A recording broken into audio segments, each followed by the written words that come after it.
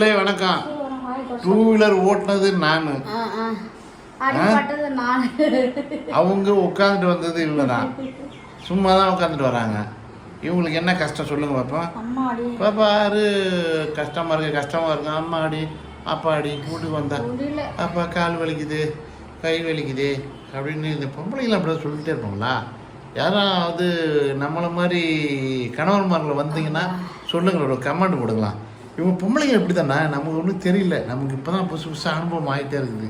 என்னன்னு தெரியல. பாருங்களா, வண்டி ஓட்டுனது நான், இவங்க சும்மா தான் உட்காந்துட்டு வந்தாங்க. என்ன அது பிடிச்சிட்டு வரது கூட எனக்கு பயமாக இருக்குது, எங்கே விழுந்துருவாங்களே அப்படின்னு. அப்படியே ஒரு சில பொம்பளைங்க பார்த்தீங்கன்னா அப்படியே சுற்றி அப்படி ஒரு வாரமாக வச்சுட்டு பரபரன்னு ஓடுறாங்க.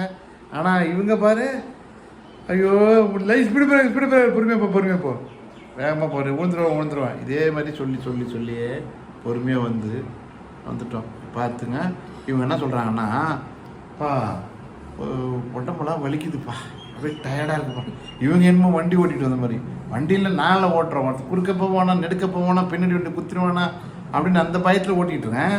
இவங்க என்னென்னா அசால்ட்டாக சொல்கிறாங்க, இப்படி போ அப்படி போ, வேகமாக போனால் யார் பிரேக் பிடிக்கலன்னு என்ன பண்ணுறது?